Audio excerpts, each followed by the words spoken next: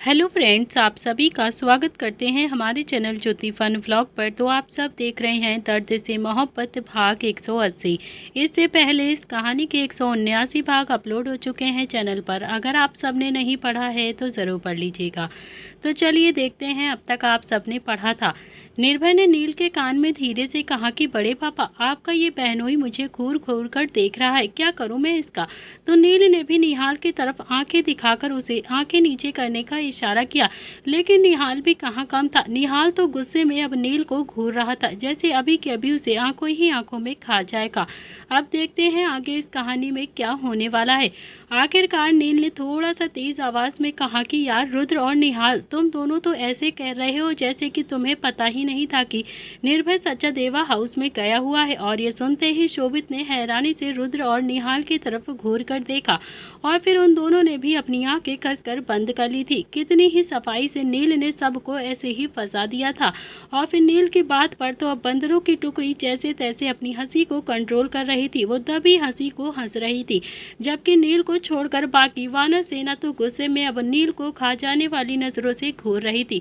तभी शुभ ने थोड़ा सा गुस्से में रुद्र की तरफ देखते हुए कहा कि मुझे लगा कि आप सबसे ज्यादा समझदार है भाई, लेकिन मुझे नहीं पता था कि आप तो नील भैया से भी ज्यादा समझदार होंगे। रुद्र ने भी ना में अपनी गर्दन हिलाते हुए शोभित की तरफ देखा और फिर उसे जवाब देते हुए बोला कि ऐसी बात नहीं है शोभित, जब हमें पता चला कि तब तक ये तुम्हारे घर की बालकनी में आ चुका था। हमने नील को बहुत ज्यादा समझाने की कोशिश भी करी थी, लेकिन तुम तो नील को अच्छे से जानते हो ना, वो हमारे घर का बड़ा है, बस कहने के लिए ही बड़ा है, बाकी बड़े नाम की तो कोई चीज ही नहीं है। बाकी तो संकल्प से भी ज्यादा छोटा है। और फिर अब मुझे लगता है कि आने वाले बच्चे भी इससे ज्यादा ही मेच्योर होंगे। शोभित ने फिर से गुस्से में नील की तरफ देखा और फिर बोलता है कि मैंने जब इन दोनों की सगाई कर दी है और निर्भय को भी इससे मिलने के लिए मना नहीं किया है, हमेशा कहता हूँ कि वो लोग बाहर मिल सकते हैं, तो आपको नहीं लगता है कि ऐसी हरकत करने से निर्भय खुद को ही ज्यादा अपनी ही नजरों में गिरा रहा है। कल को कोई ऊंच नीच हो गई तो हम सब क्या करेंगे। और ये सुनते ही वानर सेना की हंसी एकदम से छूट जाती है, खास करके नील की। शोभित तो हैरानी से अब सबको देख रहा था और यहाँ तक कि घर की औरतें भी अब अपनी हंसी को रोक नहीं पाई और धीरे धीरे हंसने लगती हैं। शोभित ने काफी ज्यादा हैरानी से नील को देखा तो नील ने भी अपनी हंसी को कंट्रोल करा और फिर निर्भय की बाजू को पकड़कर उसे शोभित के सामने लेकर आता है और बोलता है कि इसकी शक्ल देखकर लगता है तुझे कि ये कुछ करेगा, या फिर इन दोनों के बीच में कभी ऐसे ऊंच नीच हो सकती है। इनके बस की कुछ भी नहीं है, ये कोई ऊंच नीच नहीं कर सकते हैं। अरे एक बार को इसका बाप किसी लड़की के साथ ऊंच नीच कर सकता है, लेकिन ये बंदरों की टुकड़ी में से कोई भी कुछ नहीं कर सकता है। इतना तो हमें अपनी बंदरों की टुकड़ी पर विश्वास है। और ये सुनकर तो निहाल ने भी नील की तरफ घूर कर देखा और फिर नील ने हंसते हुए कहा कि ऐसे क्यों घूर रहा है मुझे, तुझे तो खुद ही पता है ना कि तेरी फैक्ट्री का प्रोडक्शन कैसा है, तो बताना शोभित को ऐसे चुपचाप से क्यों खड़ा है। निर्भय की बस की ऊंच नीच नहीं है, बल्कि किसी भी लड़की के साथ ऊंच नीच करना उसने कभी सोचा भी नहीं होगा। शोभित को तो खुश हो जाना चाहिए कि उसने निशी को पसंद कर लिया है, वरना मुझे तो ऐसे ही लग रहा था कि जैसे बेचारे की शादी भी जबरदस्ती ही किसी के साथ करनी पड़ जाएगी। और इतना कहकर नील को सब देखने लगते हैं और फिर तभी नील उसकी तो हंसी जैसे कंट्रोल ही नहीं हो रही थी और वो फिर से हंसता हुआ सबको देख कर रहा था और फिर नील को हंसता हुआ देखकर सबकी हंसी छूट जाती है। आखिरकार शोभित ने भी अपना सिर पकड़ लिया और कहा कि सच कहता है रुद्र, नील भाई तुम ना सच में बच्चे हो, कोई भी फायदा नहीं है ये पंचायत करने का। रोहान ने अब फिर से शोभित की तरफ देखा और कहा कि छोड़ो ना पापा, देखा जाए तो बड़े पापा बिल्कुल सही कह रहे हैं, बहुत ही ज्यादा शरीफ है बंदरों की टुकड़ी। वो कल इसके और निशी के बीच में कुछ मिसअंडरस्टैंडिंग हो गई थी ना, जिसके चलते वो निशी से चोरी छुपे मिलने के लिए उसके कमरे में चला गया था। इससे ज्यादा कुछ भी नहीं है इन दोनों के बीच में, बल्कि आपको तो बहुत ज्यादा खुश होना चाहिए कि हर कंडीशन में निर्भय हमारी निशी के साथ रहता है, उसे सपोर्ट करता है। अब चलो जल्दी से सब लोग तैयार हो जाओ, मेहंदी का फंक्शन भी तो शुरू होने वाला है। करीब 1 घंटे के बाद सब प्रताप हाउस में आ गए थे। सब तैयार होकर मेहंदी के फंक्शन में शामिल हो गए थे, लेकिन नव्या और निहाल जो कि अभी कमरे में ही थे। नव्या बहुत ही अच्छे से तैयार हो गई थी और फिर निहाल जो अपने कुर्ते का बटन बंद करने की बार बार कोशिश कर रहा था, लेकिन उससे बटन बंद नहीं हो रहा था। तभी वो नव्या के पास आता है और बोलता है कि कब कबूतरी देखो ना ये बंद नहीं हो रहा है। तो नव्या काफ़ी ज़्यादा गुस्से में बोलती है कि तो मैं क्या करूँ। निहाल ने थोड़ा सा हैरानी से नव्या की तरफ देखा और बोलता है कि क्या हुआ है कबूतरी, ऐसे क्यों बिहेव कर रही हो तुम, गुस्सा क्यों हो मुझसे। नव्या काफ़ी ज़्यादा गुस्से में निहाल के पास आती है और फिर उसके कॉलर के बटन को बंद करते हुए बोलती है कि नील भैया ने ये क्यों कहा था कि निर्भय का बाप कर सकता है लेकिन निर्भय नहीं कर सकता है। और ये सुनकर तो निहाल की आंखें एकदम से हैरानी से बाहर आ गई थी। नव्या जिस बात से नाराज थी उस बात का तो ना कोई सिर था ना कोई पैर था, फिर भी अब बीवी को समझाना तो उसे पड़ता ही, वरना नव्या जैसी बीवी तो जल्दी समझने वाली भी नहीं थी। निहाल तो अब काफी ज्यादा हैरान हो गया था। निहाल प्यार से बोलता है कि नव्या वो तो बस एक एग्जाम्पल दे रहा था हम सबको। नव्या ने भी नामे गर्दन हिलाते हुए कहा कि नहीं, नील भाई तुम्हारी फितरत से अच्छे से वाकिफ हैं, उन्हें अच्छे से पता है कि तुम इस उम्र में भी किसी के साथ ऊंच नीच कर सकते हो, तुम्हारा कोई भरोसा नहीं, और वो इसीलिए तुम्हें ये एग्जाम्पल दे रहे थे। निहाल ने तो अब कसकर अपनी आंखें बंद कर ली थी और फिर मन ही मन नील को गाली देते हुए बोलता है कि नील तू तो सच में बहुत ही ज्यादा बदतमीज है। अपनी बहन के घर में कौन लड़ाई करवाता है यार, लेकिन तू तो किसी दिन मुझे इस घर से भी निकलवा देगा। फिर उसने नव्या को प्यार से समझाते हुए कहा कि नव्या प्लीज तुम समझने की कोशिश करो, वो बस मजाक कर रहा था हम सबके साथ और कुछ भी नहीं है। तुम तो सीरियस हो गई, नाराज हो गई मुझसे। और तभी निर्भय भी अपने कुर्ते का बटन ठीक करता हुआ सीधा कमरे में दंदनाता हुआ आ जाता है और बोलता है कि माँ देखना जरा ये कुर्ते का बटन नहीं लग रहा है मुझसे। नव्या ने भी पलट कर अब निर्भय की तरफ घूर कर देखा और अपनी आंखें दिखाते हुए गुस्से से बोलती है कि तू जाकर अपना बटन निशी से ठीक करवा ले, समझा, तू इतना बड़ा हो गया है, तुझसे तो थोड़ी भी ऊंच नीच नहीं होती है, सबके सामने बस बेइज्जत करवाता रहता है मेरी, अब निकल यहाँ से। अब तो निर्भय भी आंखें फाड़े बस अपनी ही माँ को देखे जा रहा था और फिर उसने निहाल की तरफ देखा तो निहाल ने भी अपने कंधे उचका दिए थे, जैसे कहना चाहता हो कि भाई बीवी आज फॉर्म में आ चुकी है, तेरी और मेरी दोनों की ही बैंड बजने वाली है। तो निर्भय का तो अब कुछ भी नहीं था, वो नव्या के पास आया और बोलता है कि माँ ये क्या हुआ है, आपको इतना ज़्यादा गुस्सा क्यों कर रही हो आप। तो नव्या भी निर्भय को देखकर गुस्से में बोलती है कि तुम मुझे एक बात बताओगे, तो निशी से प्यार तो करता है ना, या फिर सिर्फ ऐसे ही टाइम पास कर रहा है। निर्भय ने हाँ में अपनी गर्दन हिला दी और फिर नव्या जो आगे कुछ कहती उससे पहले ही निहाल ने निर्भय के सिर पर एक हल्का सा थप्पड़ मारकर कहा कि तो थोड़ा ओपन माइंडेड बन जा, समझा, तू निशी को लेकर क्लब जा, अकेला, पूरी फैमिली के साथ नहीं, समझा तू, और फिर उसके साथ थोड़ा सा वक्त बिता ताकि कोई हमें ये ना कह सके कि हमारे बेटे के बस में किसी के साथ भी ऊंच नीच करनी नहीं है, या फिर हमारा बेटा कभी भी बहुत ज़्यादा आगे नहीं बढ़ सकता है। निर्भय अपने सिर को रगड़ता हुआ बोलता है कि माँ पर गया हूँ ना, आप पर थोड़ी ना गया हूँ मैं। और ये सुनते ही निहाल की आंखें तो हैरानी से फैल गई थी और मुँह खुला का खुला रह गया। आज तो वो माँ बेटे के बीच में एकदम से अच्छे से पिसने वाला था और फिर वो भी बस नील की वजह से ही पिस रहा था। तभी नव्या ने फिर से गुस्से में निहाल की बाजू पकड़कर उसे अपनी तरफ गुस्से से घुमाया और फिर बोलती है कि बस उसके बस की नहीं है, लेकिन हाँ तुम्हारे तो बस की है ना सब कुछ करना। नील भैया कितने कॉन्फिडेंट से कह रहे थे सबके सामने कि बेटा करे ना करे मगर बाप जरूर कर लेगा, मेरी तो किस्मत ही फूटी है, मेरी ही किस्मत में आग लिखी थी लिखना, इतना हैंडसम बनने की क्या जरूरत थी तुम्हें बोलो। कल श्रीमती मेहता की 25 साल की बेटी आपको बार बार घूर घूर कर मुस्कुरा रही थी, देख रही थी, समझे, आप क्यों इतना ज़्यादा हैंडसम बनकर घूमते रहते हो। मैं सच बता रही हूँ, अगर किसी भी लड़की का चक्कर हुआ ना तो सच कहती हूँ देख लेना, जिंदा नहीं छोड़ूंगी। तभी बाप बेटा दोनों ही एक साथ बोलते हैं किसे। तो नव्या काफ़ी ज़्यादा गुस्से में बोलती है कि खुद को जिंदा नहीं छोड़ूंगी, फांसी लगाकर मर जाऊंगी, समझे तुम दोनों के दोनों। इतना कहकर नव्या तो वहाँ से पैर पटक कर गुस्से से चली जाती है और फिर उसके जाते ही निहाल ने अपना सिर दीवार में 2-3 बार मार दिया और फिर निर्भय जो कि चुपचाप से अपने पापा को देखता है और फिर चुपचाप बाहर जाता हुआ बोलता है कि पापा ठीक से पटको ना, एक बार में सिर ठीक से दीवार में नहीं लगा है, 2 बार में मारोगे तब फूटेगा। इधर दूसरी तरफ मेहंदी का फंक्शन शुरू हो चुका था, सब डांस कर रहे थे और नाच रहे थे, कूद रहे थे और बहुत ज़्यादा खुशियाँ मना रहे थे, पूरे घर में खुशी का माहौल हो चुका था। तभी रुद्र का फ़ोन वाइब्रेट होता है। नील ने गुस्से में रुद्र की तरफ देखा, जैसे कहना चाहता हो कि आज कहीं भी जाने की ज़रूरत नहीं है तुझे, अगर गया ना तो सच में हाथ पैर तोड़ दूंगा तेरे। रुद्र ने भी बच्चा सा मुंह बनाकर नील की तरफ देखा और कहा कि यार एक छोटी सी इम्पोर्टेंट मीटिंग है, ख़त्म करके आधे घंटे में ही आ जाऊँगा। तुम लिटिल खरगोश को संभाल लेना, नहीं तो वो बहुत ही ज़्यादा डांटेगी मुझे। तभी नील ने भी अब किट्टू को आवाज़ लगाते हुए कहा कि बच्चा बच्चा, ये तो चला अपने काम के लिए। और फिर किट्टू जो कि नील और रुद्र के पास आती हुई देखती है और फिर रुद्र को देखकर बोलती है कि मेरे लिए तो वक्त था ही नहीं ना आपके पास, कम से कम आप अपनी बेटी के लिए तो थोड़ा सा वक्त निकाल लो, क्योंकि आप अपनी बेटी से तो प्यार करते ही हो। तो रुद्र बोलता है कि बहुत इंपॉर्टेंट मीटिंग है, वरना बिल्कुल नहीं जाता। तुम भी अच्छे से जानती हो कि अंशिका से ज़्यादा ज़रूरी मेरी ज़िंदगी में कुछ भी नहीं है लिटिल खरगोश। वैसे भी मेहंदी का ही फंक्शन है ना, ख़त्म भी हो गया है और फिर अब तो बच्चे भी डांस करेंगे, भला मैं यहाँ पर बैठकर क्या करूँगा, मेहंदी के फंक्शन तो निपट ही चुका है। तो किट्टू गुस्से में रुद्र को देख रही थी और फिर ये पहली बार बिल्कुल भी नहीं था कि रुद्र आज फंक्शन छोड़कर कहीं इंपॉर्टेंट काम से जा रहा था। ऐसा ना जाने कितनी ही बार पहले भी हो चुका था। किट्टू कितना भी रुद्र को समझा ले, लेकिन रुद्र भी एक बात नहीं मानता था किसी की। रुद्र के लिए उसका काम सबसे पहले आता था। तभी नील बोलता है कि अच्छा ठीक है जा, लेकिन जल्दी से घर वापस आ जाना। रुद्र भी एकदम से खड़ा होकर अब किट्टू के गाल पर अपना हाथ लगाकर प्यार से बोलता है कि हाँ, बस 1 घंटे में ही वापस आ जाऊंगा, पक्का प्रॉमिस। तभी रोहान वहां पर आया और फिर सबको देखकर बोलता है कि क्या हुआ, इतने ज़्यादा सीरियस क्यों लग रहे हो। रुद्र ने कहा कि तुम सबको अच्छे से संभाल लो, मैं बस 1 घंटे में एक मीटिंग अटेंड करके आता हूँ। रोहान ने कहा कि पापा मैं चला जाऊँ क्या, कौन सी मीटिंग है बताइए मुझे, मैं चला जाऊँगा।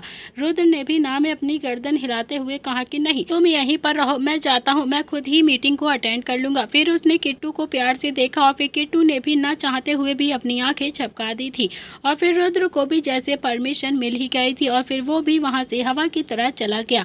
उसके जाते ही बंदरों की टुकड़ी ने भी बहुत ही ज़्यादा धमाल मचाना शुरू कर दिया था। एक नियति थी जो सोफे पर चुपचाप से बैठकर सबका डांस देख रही थी। डांस करने का मन तो उसका भी बहुत ज़्यादा हो रहा था, लेकिन प्रेगनेंसी की वजह से सबने उसे डांस करने के लिए मना किया था कि वो कोई भी ना काम करेगी, ना डांस करेगी, ना ही कुछ उल्टा सीधा उछले कूदेगी, बस बैठकर चुपचाप से फंक्शन को एंजॉय करेगी। इधर दूसरी तरफ रुद्र जो कि अपनी कैबिन में आता है, जैसे ही उसका मैनेजर कैबिन में आया और फिर उसने आते ही सबसे पहले रुद्र को कुर्ते पैजामे में देखकर एक कॉम्प्लीमेंट दिया और मुस्कुरा दिया और फिर रुद्र ने भी मुस्कुराते हुए अपने मैनेजर को देखा और फिर वो दोनों ही किसी डील को लेकर डिस्कशन करने लगते हैं। रुद्र भी काफ़ी ज़्यादा सीरियस हो गया था।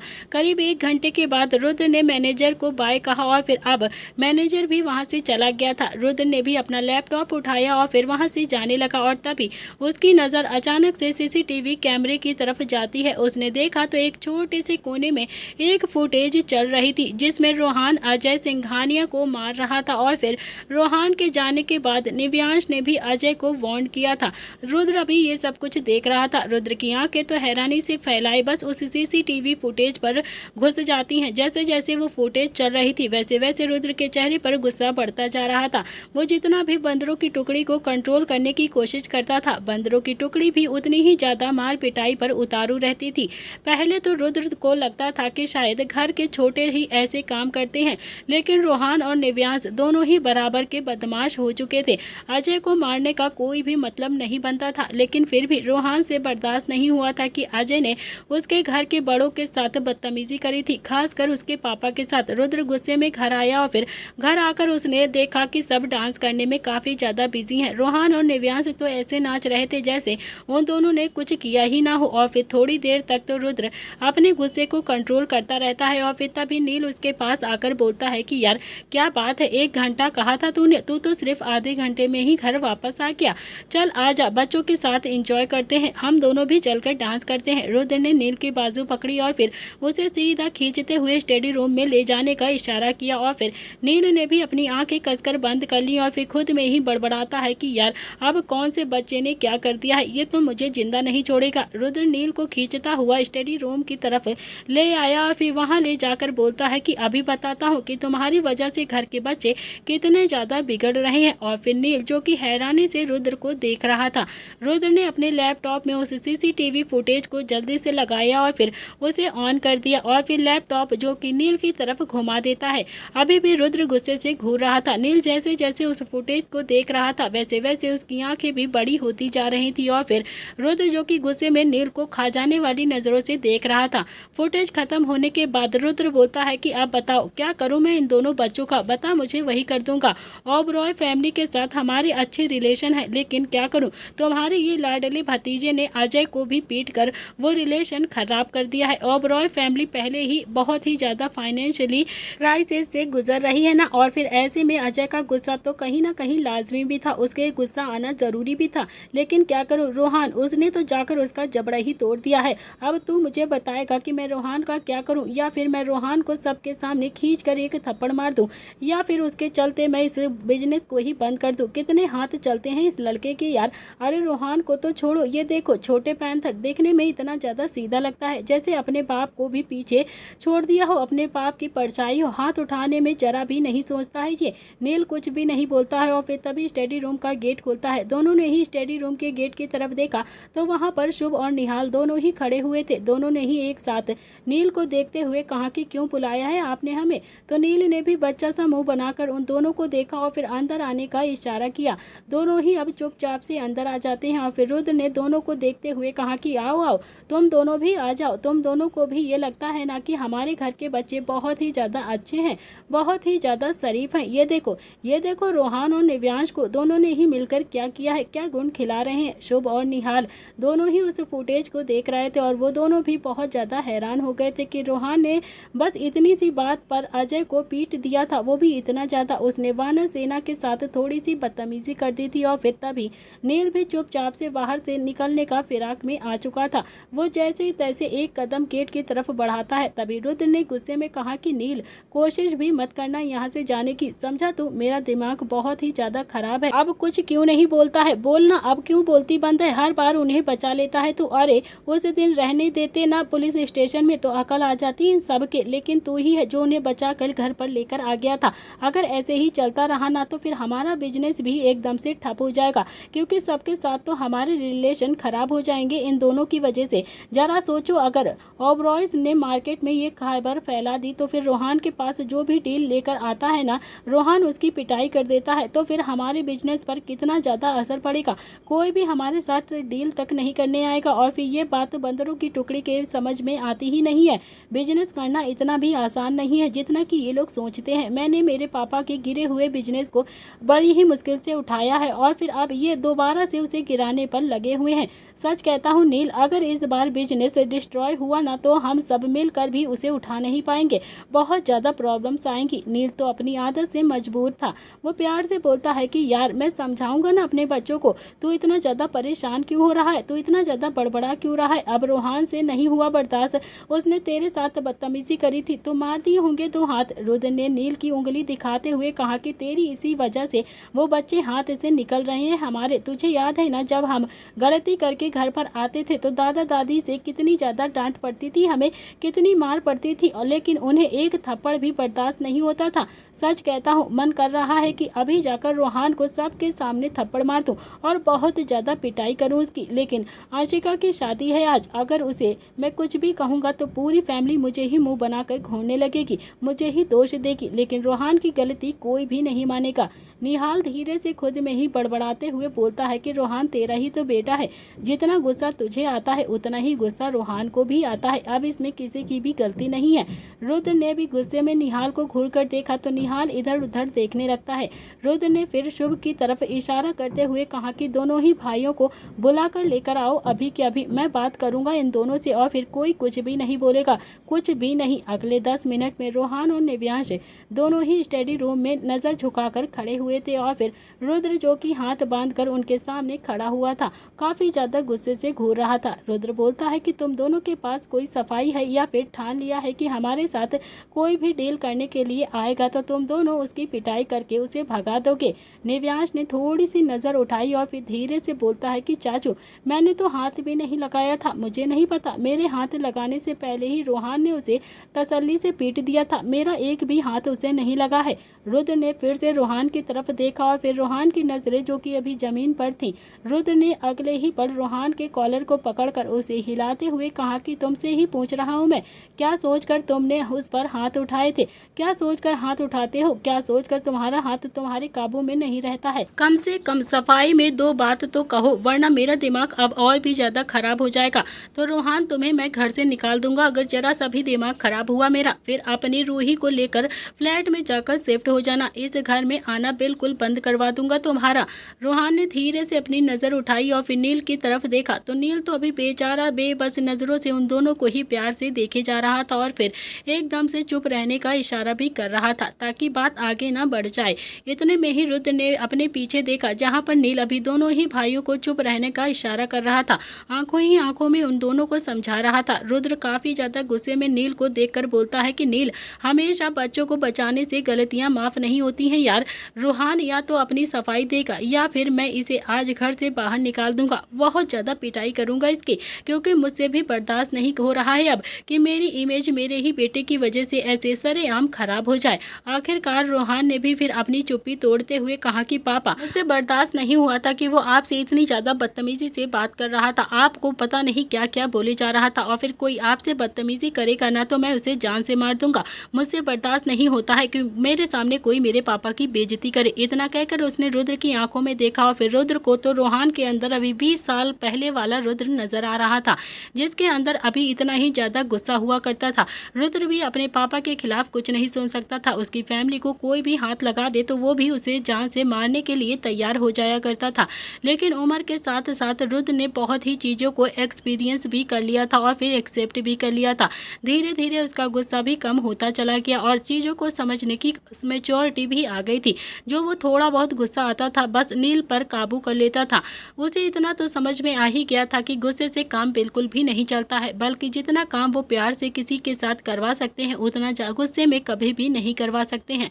तो रुद्र ने अभी फिर से रोहान की तरफ देखा और फिर अपने गुस्से को कंट्रोल किया और फिर प्यार से और धीरे से बोलता है कि अच्छा, उसने बदतमीजी नहीं करी थी मेरे साथ, उनकी कंपनी सच में बहुत ही ज़्यादा फाइनेंशियली प्रॉब्लम से गुजर रही है, इसीलिए उन्हें एक उम्मीद हमसे ही थी कि हम उनके प्रोजेक्ट में पैसे लगाएंगे और फिर इसीलिए अजय को बहुत ज़्यादा गुस्सा आ गया था। उसका गुस्सा होना लाजमी था, लेकिन तुमने क्या किया, पार्किंग में जाकर उसके साथ उसे ही उल्टा पीट दिया, उतना ज़्यादा उसे मारा तुमने, किससे पूछकर। कभी कभी इंसान प्रेशर में होता है तभी भी गलत शब्द को इस्तेमाल कर लेता है वो, लेकिन तुम तो कुछ बोलते ही नहीं, सीधा जाकर हाथ उठा देते हो, पता नहीं क्यों हर किसी को मारने लगते हो। स्टडी रूम में कोई भी कुछ नहीं बोल रहा था, रुद्र बोल रहा था और वो कहीं ना कहीं बिल्कुल सही भी कह रहा था, क्योंकि उसका कहा हुआ एक एक शब्द सच था। रुद्र ने फिर से रोहान की तरफ देखा और फिर कहा कि एक और गलती बर्दाश्त नहीं करूंगा तुम्हारी।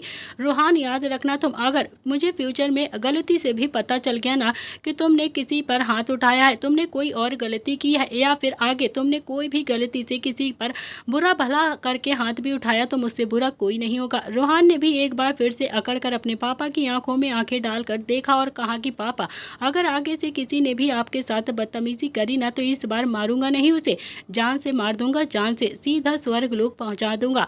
इतना कहकर वो सीधा स्टडी रूम से बाहर चला जाता है और फिर उसके जाते ही निव्यांश भी धीरे धीरे कदमों से रोहान के पीछे पीछे भाग जाता है, क्योंकि वो अच्छे से जानता था रोहान के बाद अब उसका ही नंबर है।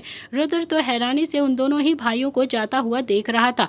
फिर उसने नील को तरफ देखा जो कि अभी चुपचाप से खड़ा हुआ था। सुना तुमने कि क्या कहा है उसने, यहाँ पर डांट रहा हूँ मैं उसे, लेकिन वो जो अपनी गलती मान ही नहीं रहा था, बल्कि अपनी बात पर इतना ज़्यादा अकड़ कर खड़ा हुआ था, अपनी बात पर अड़ा हुआ था। इतना जिद्दी लड़का है ये, देख लेना किसी दिन मुसीबत में ना डाल दे तो कहना मेरा नाम भी रुद्र नहीं, हम लोग कुछ भी नहीं कर पाएंगे। तो शुभ ने भी रुद्र की तरफ पानी का गिलास बढ़ाते हुए कहा कि भाई पानी पी लो, आप तबीयत खराब हो जाएगी आपकी। तो रुद्र भी अब जाकर चुपचाप से चेयर पर बैठ जाता है, उसका दिमाग पूरी तरह से खराब हो चुका था, उसे इस वक्त बहुत ही ज्यादा गुस्सा भी आ रहा था। तो नील ने भी अब शुभ के हाथ से वो पानी का गिलास लिया और फिर रुद्र की तरफ पानी बढ़ाते हुए कहा कि ले, कम से कम पानी तो पी ले, अब पानी से तेरी किस बात की दुश्मनी है जो पानी पर अपना गुस्सा निकाल रहा है। तो रुद्र ने भी पानी पी लिया और फिर गिलास टेबल पर रख दिया।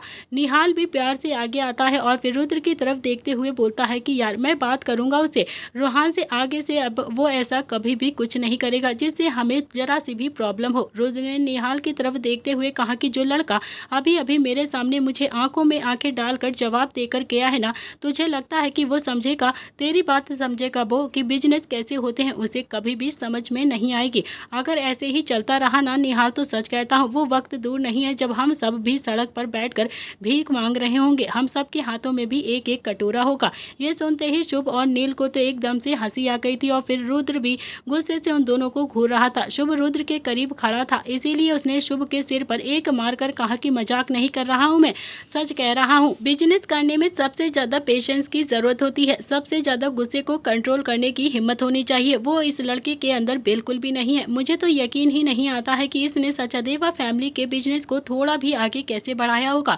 इसने सच में अपने आप ही उस बिजनेस को खड़ा किया है या फिर किसी ने इसके साथ कुछ आगे आके काम किया हो। और तभी नील ने भी अपना फोन देखा, उसमें कुछ टाइप करते हुए कहा कि नहीं, ऐसा तो बिल्कुल भी नहीं है। सचादेवा फैमिली का बिजनेस पहले 35% के प्रॉफिट पर था, लेकिन अब 54% के प्रॉफिट पर चल रहा है। उसे अच्छे से पता है कि कहाँ प्रॉफिट है और कहाँ पर लॉस है, और फिर शायद वो अपने गुस्से को भी वहीं पर कंट्रोल करता है। तो रुद्र गुस्से में बोलता है कि रोहान की तरफदारी करने से उसकी गलतियां कम नहीं हो जाती हैं। नील, समझा तो तुम लोग समझ क्यों नहीं रहे हो? रोहान हाथ से निकल जाएगा। उसे अगर ऐसे ही चलता रहा तो वो हमारी बात कभी भी नहीं मानेगा और फिर किसी भी मुसीबत में आ सकता है वो। नील बोलता है कि रुद्र, अपने अंश पर थोड़ा तो विश्वास रख, तू इतना ज्यादा क्यों गुस्सा हो रहा है? रोहान ऐसा कभी भी नहीं करेगा। मैं मानता हूँ कि उसने अजय पर हाथ उठाकर बहुत ही बड़ी गलती कर दी है, उसे ऐसा बिल्कुल भी नहीं करना चाहिए। उसने ये बहुत ही गलत किया है, लेकिन क्या करता वो? उसके पास भी तो कुछ और नहीं था ना करने के लिए। उसके पापा की कोई बेइज्जती कर रहा था, वो भी उसके सामने, तो वो बेचारा क्या ही कर सकता था। तुमने भी तो पापा का बदला लेने के लिए किट्टू को भी अपनी दुश्मनी में घसीट लिया था, सोमनाथ से बदला लेने के लिए, याद है ना तुम्हें? और फिर उसके पापा उसके सामने ही बेइज्जत होते रहे और फिर वो कुछ भी ना करें, ऐसा तो हो ही नहीं सकता था ना। तुम्हारा प्यार पापा के लिए प्यार है और फिर उसका प्यार उसके पापा के लिए प्यार नहीं है। उसे तुम पर गुस्सा होना चाहिए या फिर ऐसे ही प्यार करना चाहिए, तुम ही बताओ। रुद्र नील की तरफ देखकर बोलता है कि तुम्हारी ऐसे ही बातें मुझे पागल कर देती हैं। नील, मैं कह रहा हूँ उस लड़के को समझाओ, अच्छे से समझाकर बैठाकर बताओ उसे, वरना आगे भी ऐसे ही गलतियां करता रहेगा। और फिर सारे मिलकर रुद्र को समझा रहे थे कि और फिर तभी स्टडी रूम का गेट फिर से खुलता है और फिर सब ने फिर से गेट की तरफ देखा तो वहां पर अवनी खड़ी हुई थी। उसने नील को देखते हुए कहा कि ओबरॉय फैमिली घर पर आई है। तो नील, बताया नहीं था आपने कि ओबरॉय फैमिली को भी इनवाइट किया है आप सबने? आप लोग तो ऐसे ही किसी को भी इनवाइट कर लेते हैं जो हक हमें औरतों को पता भी नहीं रहता है। तो सब अब काफी ज्यादा हैरानी से अवनी को देख रहे थे। तभी रुद्र बोलता है कि अभी तुम उन्हें इज्जत के साथ बैठाओ, हम सब अभी आ रहे हैं। तो अवनी तो अब चुपचाप से वहां से चली गई थी और फिर रुद्र ने भी नील की तरफ देखकर कहा कि अब माफी मांगने के अलावा हमारे पास कोई भी दूसरा ऑप्शन नहीं है, इसीलिए चुपचाप से शराफत से सब लोग उसके सामने माफी मांग लेना। ये लड़का किसी दिन मुझे सबके सामने ऐसे ही बेइज्जत करवा देगा। इतना कहकर गुस्से में उठकर वो बाहर की तरफ चला गया और फिर बाहर आकर उसने देखा तो प्रताप हाउस के एक दूसरी तरफ सिटिंग एरिया में पूरी ओबरॉय फैमिली बैठी हुई थी और एक तरफ प्रताप हाउस की सभी औरतें बैठी हुई थी। तब तक नील भी पीछे पीछे से रुद्र के पास आता है और फिर धीरे से बोलता है कि यार चल कर बात तो करते हैं पहले उनसे। अरे तू तो सॉरी मत बोलियो प्लीज, मैं हाथ जोड़ लूंगा तुम्हारे, चल पहले बात करते हैं उनसे और फिर सोचते हैं कि आगे क्या करना है। इतना कहकर वो दोनों ही सीधा ओबरॉय फैमिली के पास में आ जाते हैं। दोनों ने ही अपने हाथ जोड़कर नमस्ते कहा और फिर तब तक शुभ और निहाल भी आकर वहीं सिटिंग एरिया में बैठ जाते हैं और फिर सब आमने सामने बैठे हुए थे। ओबरॉय फैमिली जो कि प्रताप फैमिली को ही देखे जा रही थी और रुद्र जो कि उनके बोलने का वेट कर रहा था। रुद्र को अभी कहीं ना कहीं थोड़ी सी शर्मिंदगी भी फील हो रही थी। और फाइनली फिर मिस्टर ओबरॉय ने चुप्पी तोड़ते हुए कहा कि मिस्टर प्रताप, हमें नहीं पता था कि आपकी बेटी की शादी है, वरना कुछ गिफ्ट लेकर आ जाते यहाँ पर। तो रुद्र ने भी थोड़ी सी शर्मिंदगी के साथ मिस्टर ओबरॉय की तरफ देखा और फिर थोड़ा सा धीरे से कहा कि अरे मिस्टर ओबरॉय, ये कैसी बातें कर रहे हैं आप? बल्कि मैं तो खुद को ही भाग्यशाली समझता हूँ कि आप मेरे घर पर आए, आपकी पूरी फैमिली हमारे घर पर आई है। इससे ज्यादा खुशी की बात हमारे लिए क्या हो सकती है? मैं इनविटेशन देने ही वाला था आपको, पर शायद मेरे दिमाग से ही निकल गया था।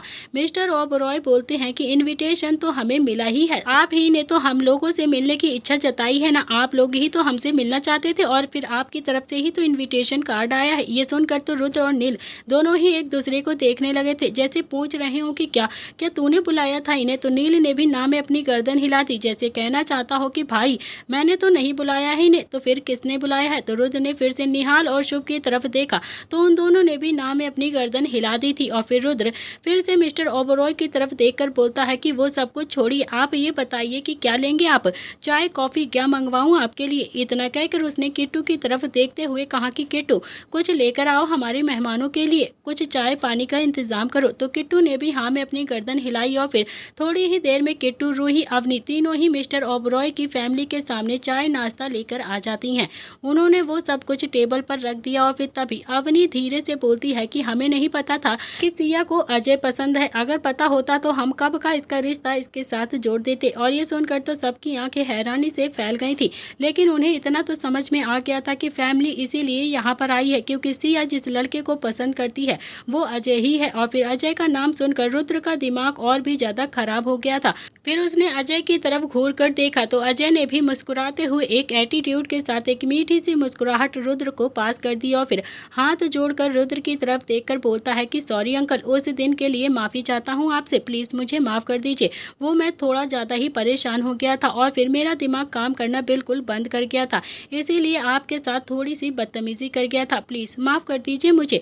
तो रुद्र भी अजय की तरफ देखकर बोलता है कि कोई बात नहीं बेटा। और फिर थोड़ी देर में ही अवनी सिया को लेकर वहाँ पर आ जाती है और फिर उसने मिस्टर ओबरॉय से कहा कि ये हमारी बेटी सिया है। हमें पता होता कि सिया अजय एक दूसरे को पहले से ही पसंद करते हैं, एक दूसरे को पहले से जानते हैं, तो फिर हम तो इसी फंक्शन में ही दोनों की सगाई भी कर देते। और फिर पर कोई बात नहीं, अंशिका की शादी के बाद हम धूमधाम से सिया और अजय की शादी कर देंगे।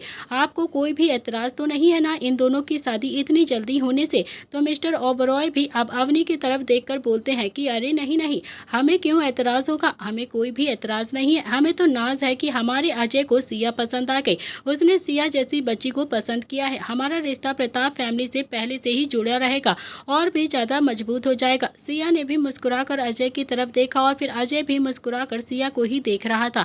जहाँ एक तरफ रिश्ते की बात हो रही थी तो वहीं संकल्प जो पास में ही खड़ा हुआ उन दोनों को ही देख रहा था। उन सबको देखकर उसके बैकग्राउंड में तो फिर से गाना बज रहा था, दिल के अरमा आंसुओं में बह गए। अब तो संकल्प का दिल भी पूरी तरह से टूट चुका था। तभी उसके कंधे पर निर्भय ने भी अपना हाथ प्यार से रखते हुए कहा कि अब रोने से क्या होगा, अब क्यों रो रहा है तू? जब चिड़िया चुग गई खेत, पहले तुझे समझाया गया था मगर तेरे समझ में नहीं आया। अच्छा खासा लड़की तुझे मिल रही थी लेकिन तूने तो उस लड़की को पहले ही बिना देखे ही रिजेक्ट कर दिया था। और फिर पसंद किसे किया तूने, देख उसे। इतना कहकर निर्भय ने संजना की तरफ इशारा कर दिया। संजना तो अपनी सेल्फी लेने में काफी ज्यादा बिजी थी, उसे तो वहाँ पर क्या हो रहा है इन सब चीज में बिल्कुल भी इंटरेस्ट ही नहीं था।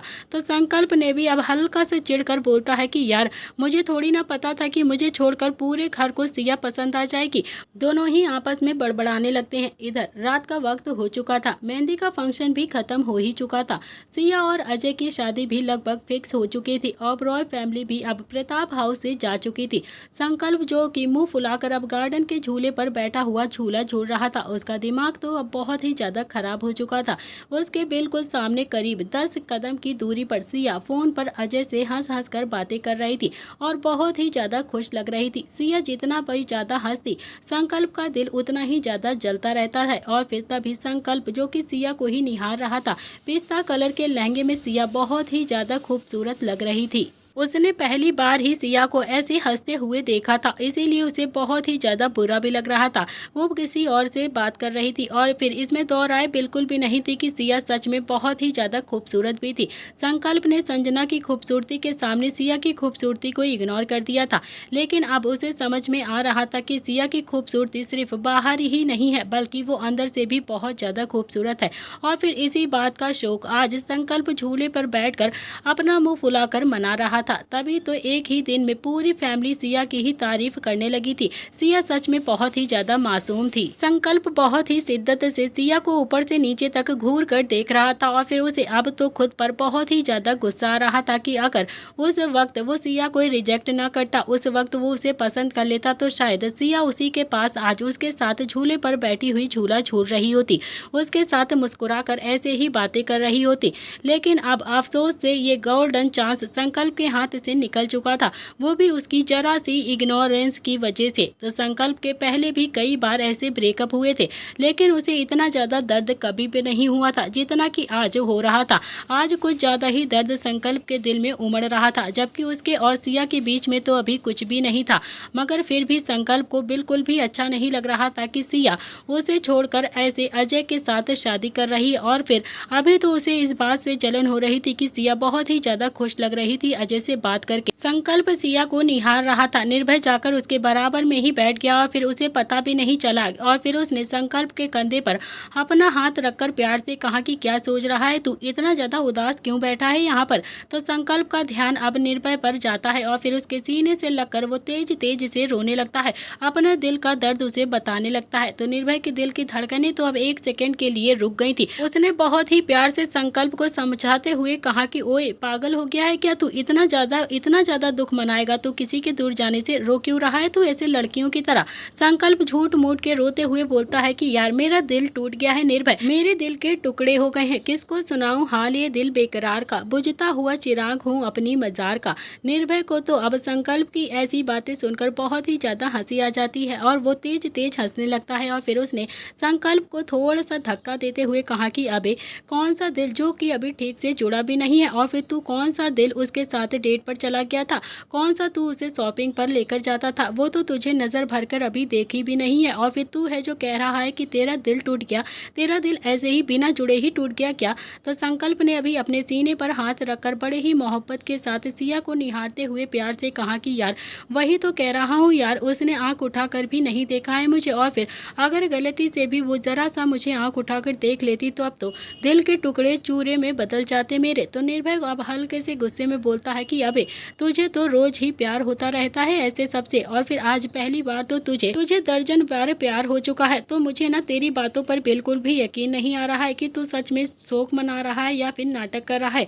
संकल्प मुंह बनाकर बोलता है कि लेकिन यार इस बार सच्ची वाला प्यार हो गया है मुझे इससे, सच कह रहा हूँ मैं, लेकिन इसकी तो शादी अजय से फिक्स हो गई है। अब देख कैसे हंस हंस कर बातें कर रही है ये अजय के साथ, यहाँ मेरा दिल चल रहा है और वहाँ उसे अजय की पड़ी है, मेरी तो जैसे कोई फिक्र ही नहीं है इसे, एक बार भी मेरी तरफ नहीं देखती है। इस बार निर्भय ने संकल्प को थोड़ा सा सीरियस होकर समझाते हुए कहा कि यार संकल्प बस बहुत हो गया है तेरा, मजाक अपनी जगह पर होता है और फिर सिया की शादी अपनी जगह पर है, कुछ उल्टा सीधा मत कर लियो तू अपने साथ और ना ही उसके साथ, समझा तू, क्योंकि तेरा दिमाग बहुत ही ज़्यादा खुराफाती है, बहुत ही ज़्यादा खुराफाती। अगर घर में किसी को भी पता चल गया ना, पहले तूने सिया को रिजेक्ट किया था और फिर उसके बाद सिया से प्यार करने लगा है और फिर से सिया से शादी करने के लिए अपने सपने देख रहा है, अपने दिमाग को चला रहा है, तब तो घर में बहुत ही ज़्यादा तगड़े वाला कलेश हो जाएगा, बहुत ज़्यादा पीटा जाएगा तू भी और फिर मैं भी तेरे साथ। वैसे भी सुनने में आया है मुझे कि रोहान भाई ने तो पहले ही अजय को बहुत ज़्यादा पीट दिया है और फिर अब बड़े पापा और रुद्र मामू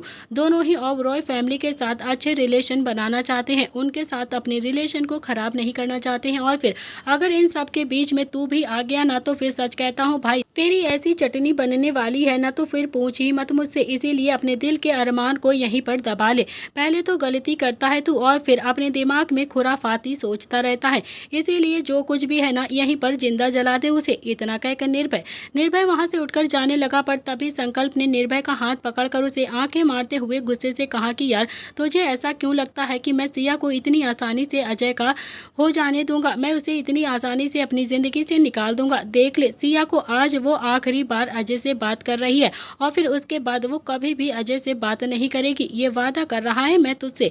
ये सुनकर तो निर्भय की आंखें हैरानी से फैल गई थी और उसे भी समझ में आ गया था कि अब तो संकल्प अपना दिमाग चलाएगा ज़रूर। उसने नामे गर्दन हिलाते हुए कहा कि संकल्प बस बहुत हो गया है, हमेशा बचपना बिल्कुल ठीक नहीं हो जाता है यार, मैं सच कह रहा हूँ, तूने कुछ भी उल्टा सीधा किया ना तो घर में बहुत ज़्यादा कलेश हो जाएगा और फिर ऐसा कलेश होगा जिसे ठीक करना बहुत ही ज़्यादा मुश्किल हो जाएगा, हम सबकी पिटाई होगी ही होगी और घर में भी और ज़्यादा नौटंकी होगी। संकल्प ने भी निर्भय को और झटका मारा और फिर निर्भय फिर से संकल्प के साथ झूले पर आकर बैठ जाता है और फिर संकल्प ने भी अपना एक हाथ निर्भय की गर्दन पर डालते हुए कहा कि यार देख, आज से पहले मेरे कुल मिलाकर 15 ब्रेकअप हो चुके हैं, लेकिन एक बार भी दुख नहीं हुआ था मुझे जितना कि मुझे आज हो रहा है। यानी मैं सच कह रहा हूँ, मैं सच में सिया से प्यार करने लगा हूँ और बहुत ही ज़्यादा प्यार करता हूँ मैं उसे। अब मैं अपने प्यार को इतनी आसानी तो अजय को नहीं देने वाला हूँ ना, इतनी जल्दी इतनी आसानी से तो मैं सिया को अपने हाथ से नहीं जाने दूंगा। Just wait and watch. अब शादी तो सिया की मेरे साथ में ही होगी और अजय का पत्ता तो कट। तो निर्भय बोलता है कि यह तो ठीक है ना, जो करना है कर ले तू, लेकिन मैं तेरे प्लान में बिल्कुल भी शामिल नहीं होऊंगा। मुझे अपने प्लान में बिल्कुल शामिल मत करना। इतना कहकर उसने संकल्प के हाथ को अपनी गर्दन से हटाया और फिर सीधा अंदर की तरफ चला जाता है। तो वहीं दूसरी तरफ रुद्र और रोहान जो कि स्टडी रूम में खड़े हुए थे। नील भी काफी ज्यादा गुस्से में चेयर पर बैठा हुआ था और शुभ और निहाल दोनों ही अब सोफे पर बैठे हुए थे। अब एक ही प्लेट से खाना सब खा रहे थे। तो नील ने अभी शुभ की तरफ देखकर हल्के से गुस्से में कहा कि तू ठूस ले, पहले अच्छे से ठूस ले, सुबह से कुछ भी नहीं खाया है ना तूने, तुझे यहाँ पर भी बैठकर बस कचर कचर करनी है। देख नहीं रहा है सामने अखाड़ा तैयार है और फिर अब ये दोनों लड़ने वाले हैं हमारे सामने, और तू है जो अपने पेट को भरने में लगा हुआ है। चुपचाप शांति से बैठ जा, समझा तू। निहाल भी अब नान और पनीर खाता हुआ बोलता है कि यार इनका तो रोज का हो गया है, रोज का ही ये अखाड़ा लगाकर बैठ जाते हैं, इसमें हम अपने पेट का क्या कर सकते हैं। खाम खा हम लोगों को और ज्यादा पंचायत में बैठा लेते हो तुम दोनों। रुद्र ने घूर कर अब निहाल की तरफ देखा तो निहाल एकदम से बोलता है कि सही तो कह रहा हूँ मैं, तुझे पता है ना रोहान नहीं मानेगा, वो हमारी बात क्या वो किसी की भी बात नहीं मानेगा। उसके बाद भी तू रोहान को डांटने में बाज नहीं आता है, बार बार उसे यहाँ पर लेकर आ जाता है। तो रोहान अभी एक मुस्कुराहट के साथ बोलता है कि क्या बात है फूफा जी, आप तो मुझे 2 ही दिन में जान गए, एकदम से परफेक्ट हो आप मेरे लिए, पर मेरे पापा मुझे जान ही नहीं पाए यार, अब इनका क्या करना है। अफसोस की बात है कि कोई बात नहीं, कुछ लोगों को चीज देर में ही समझ में आती है ना, मेरे पापा भी उन्हीं में से हैं, जल्द ही समझ जाएंगे, बहुत ही जल्द मैं इनको समझा लूंगा कि मैं इनकी बात भी नहीं मानने वाला हूँ, मैं इन्हीं का ही तो बेटा हूँ। और फिर रुद्र ने गुस्से में रोहान की तरफ घूर कर देखा और कहा कि रोहान मैंने कहा ना कि तुम इस शादी के बीच में नहीं बोलोगे, बिल्कुल भी नहीं। तो रोहान ने भी ना में गर्दन हिलाते हुए कहा कि देखो पापा, मैं सिया को नहीं जानता हूँ, बिल्कुल भी नहीं पता है मुझे उसके बारे में, लेकिन जितना भी जानता हूँ ना ये कह सकता हूँ कि वो बहुत ही ज़्यादा प्यारी लड़की है, बहुत ही ज़्यादा मासूम और सीधी लड़की है। मुझे नहीं लगता है कि इतनी प्यारी लड़की को अजय जैसे लड़के से शादी करनी चाहिए, क्योंकि शायद वो अभी अजय की सच्चाई को जानती नहीं है। वो अलग बात है कि वो दोनों ही कॉलेज में मिले थे, उन दोनों के बीच में बात हो गई और फिर अजय ने उसे प्रपोज कर दिया, उसने भी हाँ कर दिया, क्योंकि उस वक्त सिया बहुत ही ज़्यादा तकलीफों से गुजर रही थी। लेकिन मुझे एक बात बताइए ना, पिछले 1 साल से जब उसके मामा मामी उसे इतना ज़्यादा टॉर्चर कर रहे थे, परेशान कर रहे थे, तो अजय कहाँ पर था। अचानक से अजय कहाँ से आ गया बीच में। तो अजय चाहता तो अब सिया को लेकर यहाँ से भाग जाता, उसे अच्छी खासी जिंदगी दे सकता था। और फिर सिया की आंखों में दिखता है कि वो अजय से कितना ज्यादा प्यार करती है, वो तो उसके साथ भाग भी जाती, बल्कि वो तो अपनी नर्क भरी जिंदगी से भागने के लिए ही सुसाइड करने के लिए चली गई थी। अजय ने तब उसका एक बार भी साथ नहीं दिया, ना ही उसके बारे में पता करने की कोशिश करी। ये मत सोचना कि मेरी आंखों से कुछ भी बचा हुआ है पापा, मैं सब कुछ अच्छे से जानता हूँ, मुझे हर एक चीज पता है। तो फिर मेरे हिसाब से आपको अजय की फैमिली को मना कर देना चाहिए, ये शादी बिल्कुल भी नहीं करना चाहिए, क्योंकि सिया अभी बहुत ही ज्यादा सीधी है। रुद्र ने फिर से दांत पीसते हुए गुस्से से कहा कि सुना नील तुमने, अब ये मेरे डिसीजन पर भी अपनी ही मर्जी थोपेगा, अब ये मुझे बताएगा कि क्या सही है और क्या गलत है। ये मेरा घर है रोहन, समझे तुम, और इस घर में वही होता है जो कि मैं डिसाइड करता हूँ। और फिर तभी नील भी बीच में बड़े ही प्यार से बोलता है कि हाँ हाँ रोहन, मैं तो बस नाम का ही इस घर में बड़ा हूँ, मेरी तो कोई बात नहीं सुनता है, मैं तो बस इस घर में बच्चों को बचाने के लिए ही रह रहा हूँ। कभी कभी तो मुझे ऐसा लगता है कि मैं तो शायद इस घर में बच्चों का केयर टेकर बन के ही रह रहा हूँ, मेरा तो कोई रिस्पेक्ट ही नहीं है इस घर में। बाकी डिसीजन तो यही लेता है, सारी मर्जी यही चलाता है, जो ये डिसीजन लेता है ना हम तीनों ही भाई बिना किसी सवाल के मान लेते हैं, क्योंकि ये अकेला नहीं मानता है, इसीलिए फिर हम तीनों ही भाई मान लेते हैं, हमारे पास कोई दूसरा ऑप्शन भी नहीं होता है इसके सिवाय। तो रुद्र ने भी गुस्से में नील की तरफ घूर कर देखा और कहा कि तू तो ये क्या चाहता है यार, मैं ओबरॉय फैमिली से रिश्ते खराब कर लूँ क्या, तू और तेरा ये भतीजा यही चाहते हैं क्या। एक तो इसकी गलती की वजह से पहले ही मैं उनके सामने इतना ज्यादा शर्मिंदा हो चुका हूँ, और फिर अब तुम चाहते हो कि अजय और सिया की शादी ना करके मैं और भी ज्यादा शर्मिंदा हो जाऊं, उनकी नजरों के सामने पूरी तरह से गिर जाऊं क्या। अगर ये चाहते हो तो फिर जाकर आज ही मना कर देता हूं। तो नील बोलता है कि मैंने तो ऐसा कुछ भी नहीं कहा है ना, लेकिन बात तो रोहन बिल्कुल ठीक कह रहा है, 1 साल से अजय कहाँ पर था और फिर अचानक से ये कैसे आ गया बीच में, 1 साल से वो सिया को बचाने के लिए क्यों नहीं गया था। रुद्र काफी ज्यादा गुस्से में बोलता है कि वो सब मुझे नहीं पता है, लेकिन सिया अजय से प्यार करती है और फिर अजय भी बहुत अच्छा लड़का है, इसीलिए मैं उन दोनों की शादी कर रहा हूँ और मुझे इस शादी में कोई भी प्रॉब्लम नहीं है। और अगर तुम में से किसी को भी प्रॉब्लम है ना इस शादी से, तो मेरे सामने प्रूफ के साथ आओ, ऐसे नहीं अगर किसी ने भी एक कमी भी अजय के अंदर निकाल कर दिखा दी मुझे तो फिर ठीक है, मैं उसी दिन ओबरॉय फैमिली को रिश्ते के लिए मना कर दूंगा और इस शादी को भी कैंसिल कर दूंगा। लेकिन अगर अजय में कोई भी कमी नहीं हुई तो क्यों नहीं सिया का घर बसने देते हो। अजय के साथ सिया बहुत ही ज्यादा खुश रहेगी। वो तो पहले ही अपने मामा मामी की वजह से बहुत ही ज्यादा परेशान है और फिर अब उसकी जिंदगी में कुछ खुशियां आई हैं, उसकी पसंद से कुछ भी हो रहा है। तो फिर तुम सब ऐसे ग्रहण लगाने पर क्यों तुले हो, क्यों तुम सिया के पीछे हाथ धोकर पड़े हो सबके सब। इतना कहकर रुद्र ने नील की बाजू पकड़ी और फिर उसे एक विंडो के पास लेकर आ जाता है और फिर विंडो का कर्टेन हटाकर सिया को दिखाते हुए थोड़ा सा गुस्से से बोलता है कि देखो देखो, तुम्हें नहीं लगता है कि सिया के अंदर किट्टू है, बहुत ही ज्यादा मासूम, सीधी और बिल्कुल इस दुनिया से अनजान। किट्टू भी बहुत ज्यादा उदास रहती थी, बड़ी मुश्किल से उसके चेहरे पर मुस्कुराहट आई है और फिर सिया भी वैसी ही है, बिल्कुल किट्टू जैसी। बड़ी मुश्किल से उसने भी खुश होना सीखा है और जब अब वो अपनी जिंदगी में खुश है, अजय के साथ अपनी जिंदगी बिताना चाहती है, अपनी जिंदगी को जीना चाहती है, तो अब तुम सब मिलकर मुझे यहाँ पर लेक्चर देने के लिए इकट्ठा हो गए हो, मेरा दिमाग डिस्ट्रॉय करने की कोशिश कर रहे हो। तभी निहाल की पीछे से आवाज आती है। वो बोलता है कि भाई मैं और शुभ नहीं आए थे यहाँ पर, हमें तो जबरदस्ती पकड़ कर लाया गया है यहाँ पर, हम तो बिल्कुल भी नहीं आना चाहते थे। इतना कहकर उसने शुभ की ओर देखा और कहा कि यार चटनी खत्म हो गई है, तू लाएगा या फिर मैं ही लेकर आ जाता हूँ। तो शुभ भी अपनी उंगलियों को चाटता हुआ बोलता है कि अरे नहीं जीजा जी, आप तो इस घर के जमाई हो, जमाई आपसे थोड़ी ना काम करवाएंगे हम। इतना कहकर उसने रोहान की तरफ देखा और फिर बहुत ही प्यार से बोलता है कि जा तू हमें थोड़ी सी चटनी लाकर दे दे, हमारी चटनी खत्म हो गई है। तो रोहान भी अब चुपचाप से बिना कुछ कहे सीधा कमरे से बाहर चला गया और फिर थोड़ी देर बाद एक कटोरी में भरकर चटनी लेकर आ जाता है और फिर शुभ की तरफ बढ़ाता हुआ बोलता है कि ये लो चाचू आपकी चटनी। तो शुभ ने भी अब चटनी की कटोरी अपने हाथ में ली और फिर रोहान बोलता है कि चाचू आपका भाई इतना ज्यादा उबलता क्यों है, इतना ज्यादा क्यों परेशान रहता है यार। निहाल खीर खाता हुआ बोलता है कि अरे इससे ज्यादा उबलता था वो पहले, वो तो बस शुक्र मनाओ कि अपने बड़े पापा का जिसने रुद्र के गुस्से को ऐसे संभाल संभाल कर रखा है और धीरे धीरे करके शांत करवा दिया है, वरना तू नहीं जानता है अपने पापा को। फिर भी सोच कर अपना हाथ उठा देता था, हर किसी को इतना मारता था, इतना पीटता था कि कोई भी अपनी याददाश्त को भूलने पर आ जाता था, ये तो बिना सोचे समझे ही हाथ उठा दिया करता था। इतना कहकर निहाल ने रुद्र की तरफ देखा जो कि गुस्से में अभी उसे ही घूरे जा रहा था और फिर रुद्र जो कि गुस्से में बोलता है कि तू अपनी चटनी पर कॉन्सेंट्रेट कर, समझा, तू ज्यादा बातें करने की जरूरत नहीं है। फिर रुद्र ने अभी रोहान की तरफ घूर कर देखा और कहा कि देखो रोहान, तुम्हारी एक गलती मैं बिल्कुल भी बर्दाश्त नहीं करूंगा, अब बहुत ज्यादा गलती बर्दाश्त कर चुका हूं तुम्हारी, अब दूसरी गलती नहीं करूंगा। सिया और अजय के मामले में तुम दूर ही रहना और अगर तुम्हें लगता है कि अजय सिया के लायक नहीं है, उसके अंदर कोई भी गुण सिया को खुश करने के लायक नहीं है, तो ठीक है तुम प्रूफ करो मुझे पहले। रोहान भी हाथ बांध कर बोलता है कि ठीक है पापा, अब मैं आपको प्रूफ करके ही दिखाऊंगा कि अजय अच्छा लड़का नहीं है, क्योंकि अगर वो अच्छा लड़का होता तो शायद अपनी गर्लफ्रेंड को 1 साल टॉर्चर करने के लिए नहीं छोड़ता उसके नरक भरी जिंदगी में और इतना ज्यादा परेशान नहीं होने देता उसे। हो ना हो अजय के दिमाग में कुछ ना कुछ प्लानिंग तो जरूर चल रही है।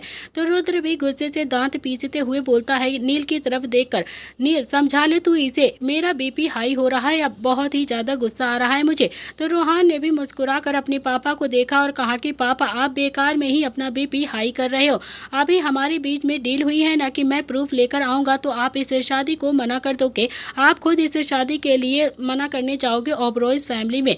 तो बस आप इंतजार कीजिए, आप मेरे प्रूफ, अब मैं प्रूफ के साथ ही इस शादी को रुकवाऊंगा। तो रुद्र भी गुस्से में रोहान को ही देख रहा था और फिर एक ही दिन में 2 बार बाप बेटे की बहस हो चुकी थी और फिर इन दोनों बाप बेटे की बहस में नील ही पिस रहा था, बार बार सब नील को ही टॉर्चर कर रहे थे। शुभ और निहाल तो बस अपने खाने में ही बिजी थे, कभी चटनी खाते तो कभी खाने में लग जाते, क्योंकि वो तो अच्छे से जानते थे कि इन दोनों का तो ये रोज का हो गया है, ना ही रुद्र पीछे हटने वाला है और ना ही रोहान पीछे हटने वाला है, क्योंकि रोहान तो बस अपने बाप जैसा ही था। तो रुद्र ने भी अब गेट की तरफ इशारा करते हुए कहा कि यहाँ से जा, मेरा दिमाग खराब हो रहा है तुझे देखकर, समझा, तू निकल मेरे कमरे से, मैं कुछ उल्टा सीधा कर दूंगा और फिर तेरी माँ आंसू टपकाते हुए यहाँ पर आ जाएगी।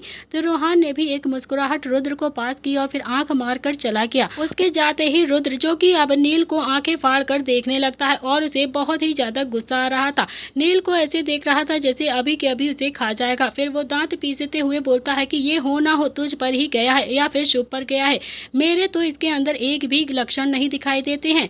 तो नील ने भी रुद्र के सीने पर हाथ रखकर उसे हल्का सा रब करते हुए कहा कि नहीं यार, तू ना बेकार में ही टेंशन ले रहा है, ऐसा कुछ भी नहीं है, गुस्सा तो तुझ पर ही क्या है, 100% तेरे जैसा ही गुस्सा है, बस शरारत वक्त थोड़ा मेरे और थोड़ा शुभ जैसा लगता है ये।